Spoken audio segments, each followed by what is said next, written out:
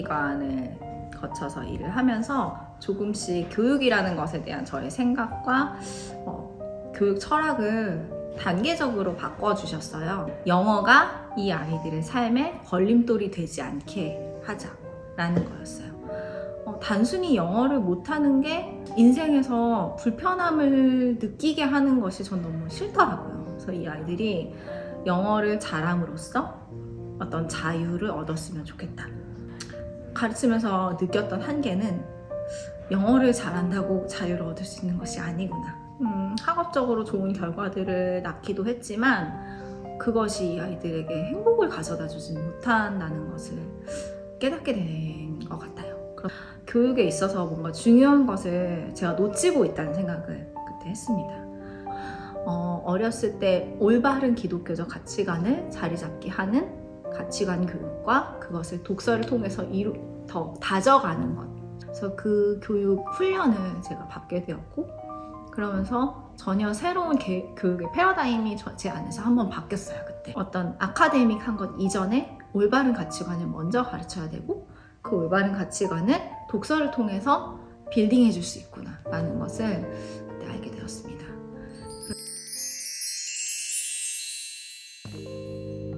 가치관 교육이 너무 좋은 것이 그것도 맞지만 일주일에 한 번 아이들을 교육하는 것이 너무 부족해 보였고, 이것을 아이들의 삶 속에서도 녹여낼 수 있게 가르쳐야 되고, 가치관 따로 또 학업 따로 이건 또 아니라는 생각이 많이 들었어요. 그러면서 OCA를 통해서 기독교 고전 교육이 뭔지를 조금씩 알게 되었어요.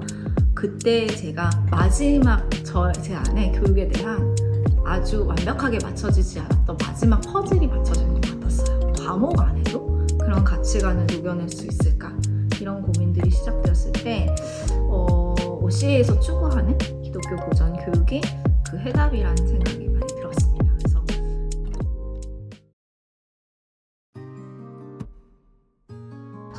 저는 옛날부터 되게 궁금했거든요.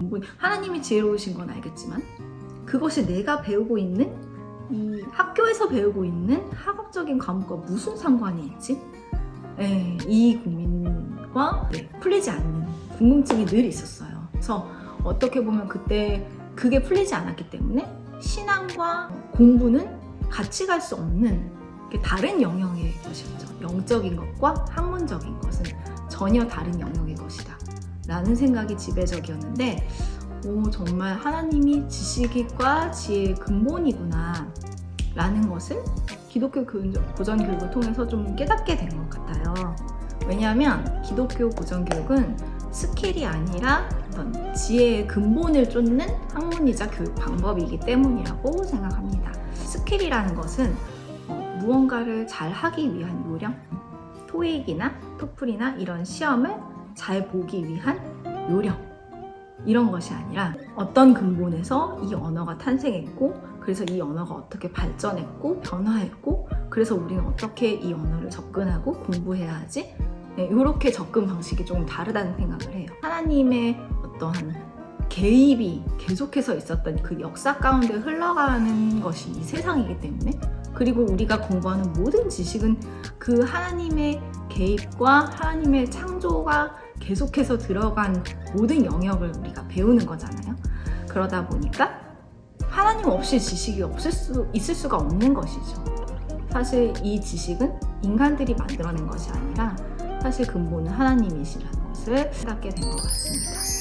큰 변화는 기독교 교육은 아이들에게 생각하는 힘을 길러주는 것 같습니다. 그냥 받아들이는 것이 아니라 생각하면서, 분별하면서 내가 이 지식을 어떻게 받아들여야 되는지 스스로 판단할 수 있는 힘이 너무너무 필요하구나라는 생각을 했고, 기독교 고전 교육에 그 답이 있더라고요. 그래서 critical thinking이라는 것을 이제 기독교 고전 교육에서 되게 중요시하고, 또 그냥 아이들을 온실 속에 가둬서 이 온실 속에서 좋은 것만 잘 분별되고 선별되고, 그래서 이 아이들에게 유해하지 않은 그런 정보만을 주는 것이 아니라 아이들에게 그것을 잘 분별할 수 있는 능력을 가르치는 것이 기독교 고전 교육이기 때문에 생각하는 힘을 길러준다는 것이 가장 큰 장점이라고 생각을 하는데요.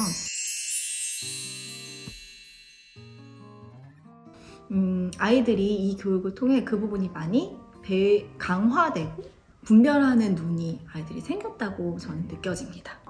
책을 읽고 난 뒤 그런 생각할 수 있는 여러 가지 질문들을 아이들에게 던졌을 때 처음에 아이들이 그걸 굉장히 어려워했어요. 어려워하고 책에서 자꾸 답을 찾으려고 하고 책에서 이렇게 답을 뽑아내려고 하는 그런 모습을 처음에 보였다면 나중에는 그것을 잘 자신의 삶과도 연결해서 생각해보고 또 다른 작품과도 연결해서 생각해보고 다른 사람들의 의견과도 비교해보고 이런 것들을 점차적으로 해나가는 모습을 보면서 아이들이 분별력과 생각하는 능력이 생기고 있구나라는 것을 느끼게 되었습니다.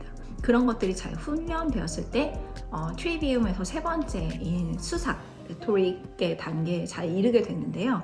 그 단계에 이르게 되었을 때는 자신의 그런 생각을 말과 글로 정확하게 잘 전달할 수 있게 되는 것이죠. 그래서 그런 것들이 수업 시간에 계속 유기적으로 생각하기, 그리고 표현하기, 올바르게 표현하기, 전달력이 좋게 표현하기 이런 것들을 연습하고 이루어 나가는 과정을 보면서 그래서 이런 훈련을 받았을 때 어떠한 정보라든지 생각이라든지 책이라든지 지식 이런 모든 것들을 접했을 때 아이들이 내가 이것을 기독교인의 관점으로서 기독교적 스탠다드를 가지고 받아들일 것인가 받아들이지 않을 것인가 어떻게 받아들일 것인가를 결정할 수 있는 분별력을 키우게 되었다고 생각합니다. 그것이 이 수업의 가장 큰 열매라고 생각하고요. 앞으로도 계속해서 가져가야 될 가장 큰 첫 번째 목표라고 생각합니다.